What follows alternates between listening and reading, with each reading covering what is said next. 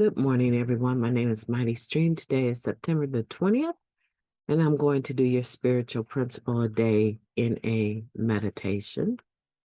I'm brought to you by Hope Through Navigation, and this is our H.O.O.D recovery services. You can reach me at recoveryofhope21@gmail.com. Hopefully you are having a beautiful morning on purpose. Sometimes it is what we make it to be, right? Okay. All right, let's go ahead and get into this meditation. September 20, Hope Around the World. Narcotics Anonymous offers hope to addicts around the world, regardless of any real or imagined differences that might separate us. That's taken from the Guiding Principles, Tradition 1, opening essay. Addiction doesn't discriminate. Fortunately, hope doesn't either. A speaker shared during an international marathon meeting held online, and neither should we.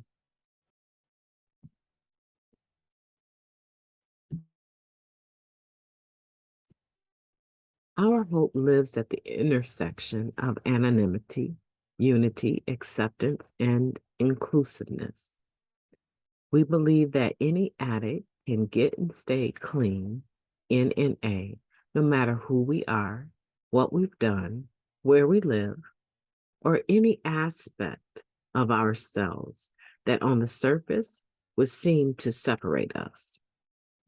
To help us feel like we belong, we encourage each other to look for the similarities, not the differences, to focus on the message, not the messenger.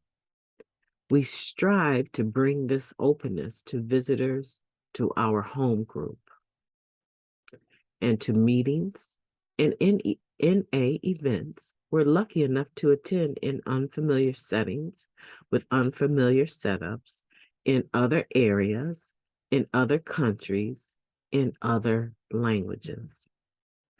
The universality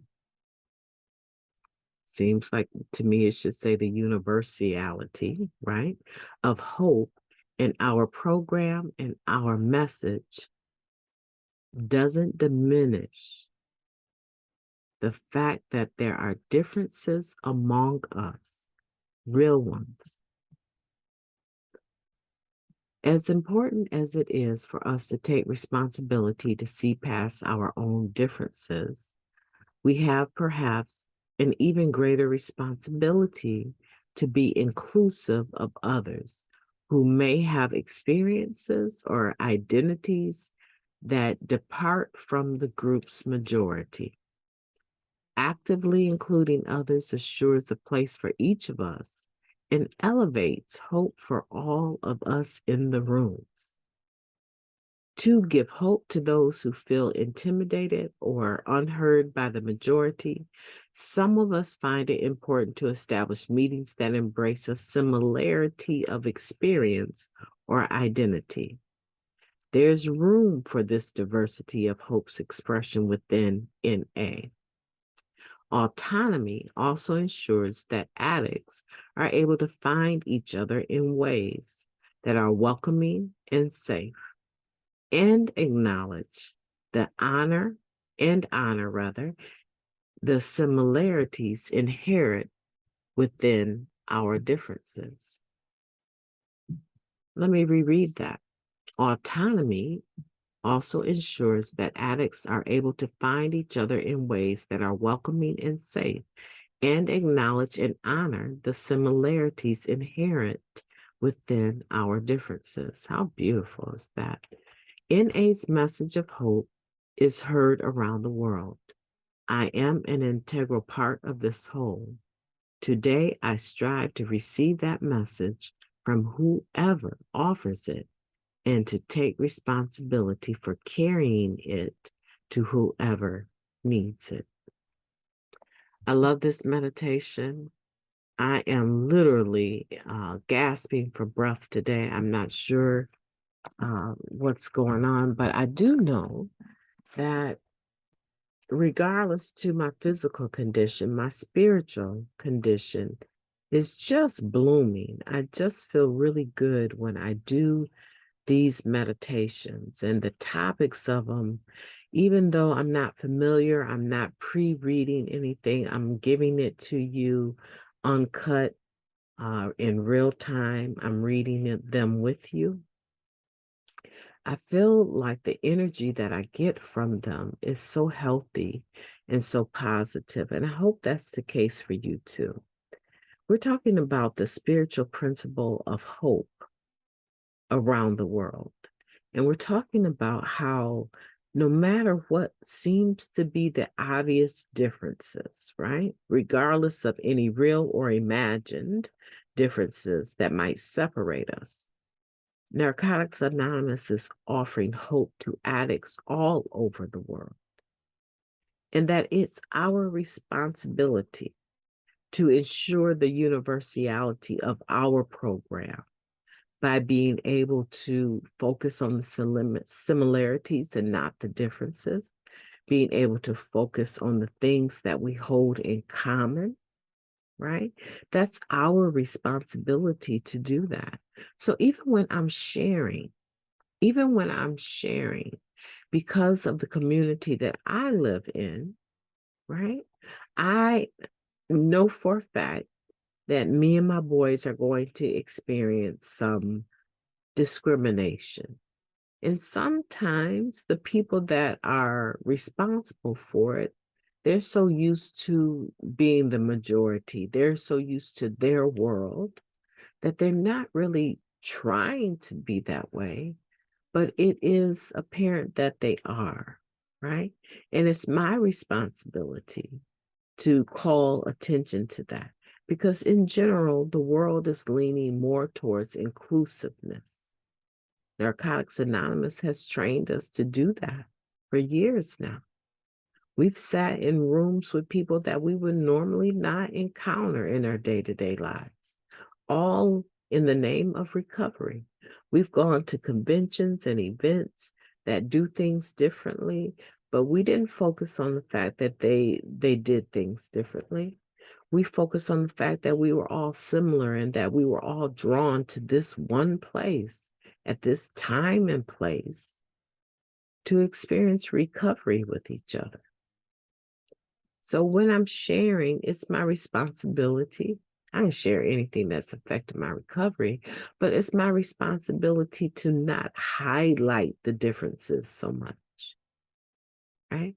Because I want everyone to be inclusive, right? I want everyone to feel inclusivity. I want everyone to feel that they can, and because of our actually doing that, we tend to attract more people and we tend to experience strength, and hope, right? People share from where they're at, and we get to hear how they perceive it. You know, I was at a beautiful meeting yesterday, and in that particular meeting, one person shared about some heartache they were experiencing, and it allowed me to start sharing from my perspective of some heartache I experienced. When you're watching a loved one continue to use and you're picking up their pieces that they've dropped because those pieces happen to be small children, right? And you want to make sure that they have the best shot in life, and how that feels to do that year after year after year just because a person is struggling to stay clean, right? And so I brought some perspective to some people who I know for a fact earlier in the day were expressing anger because some of their relatives are responsible for raising their children. And they have absolutely no say anymore in what goes on in their children's lives. And they were very hurt by that and expressing that. However, I happen to be on the opposite end of the stick. I happen to be that relative that is stepping up.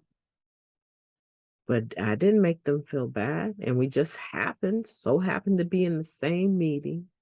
And someone stirred something in me by sharing their own heartache. And I wanted to share how harmful that is and what I go through night after night, not knowing that this is going to be the night that they overdose and the day that I get the phone call, or will this be the day that they actually go into treatment?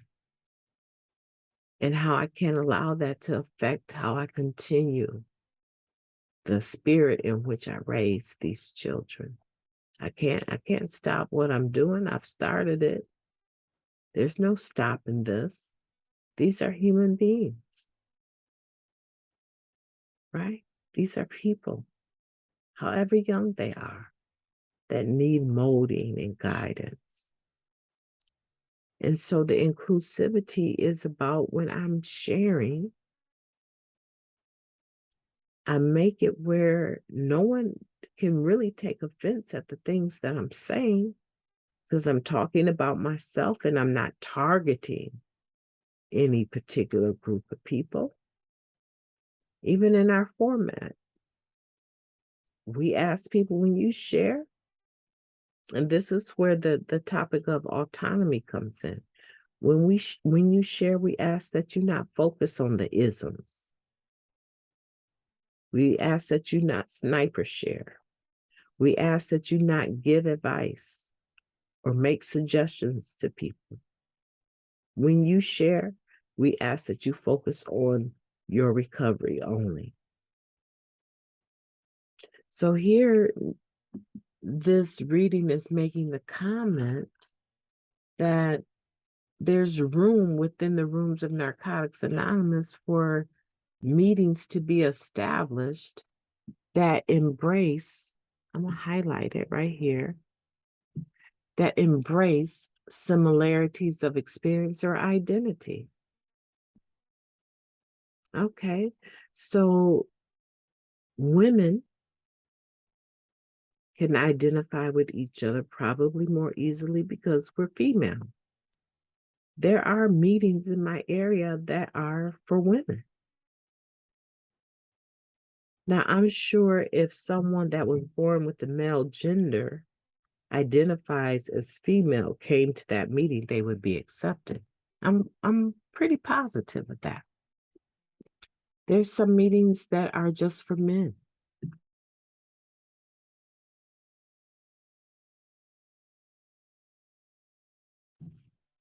Back in the day, we used to think it was funny, us girls, to walk into the men's rap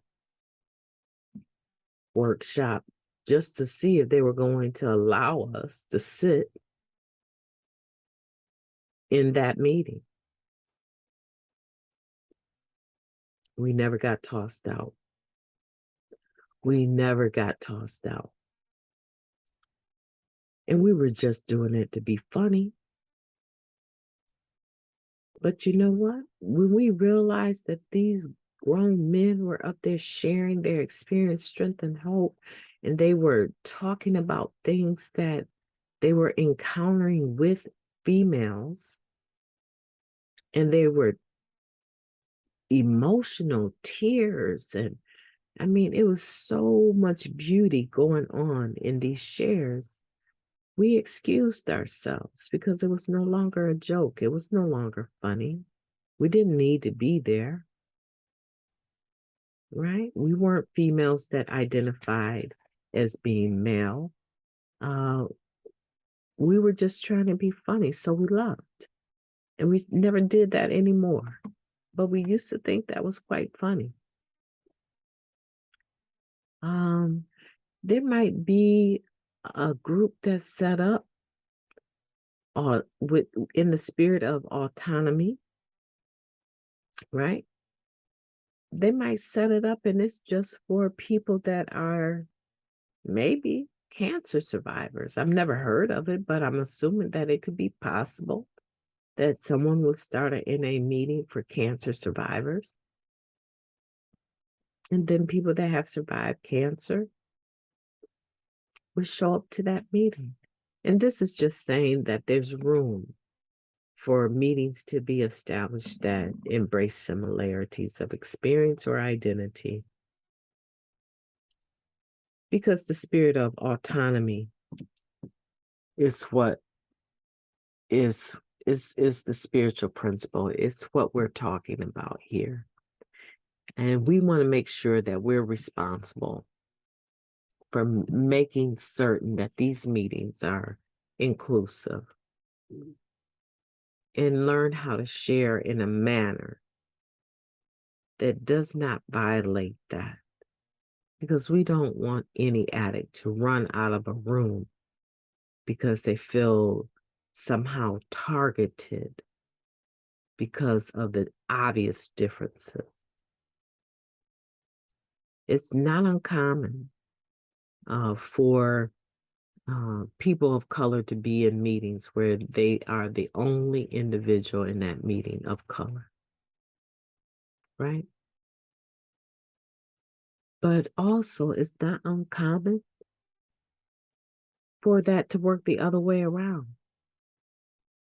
But in the meeting, no one is focusing on that. We're focusing on the fact that we're all addicts seeking recovery. Today, I want you to make sure you do that.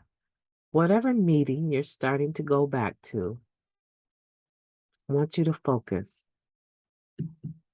on the hope and inclusivity. And I want you to carry that message of hope today. My name is MightyStream. I've enjoyed talking to you, and God willing, I will be talking to you tomorrow. But in the meantime, I want for you to have a beautiful day on purpose. On purpose. Talk to you tomorrow.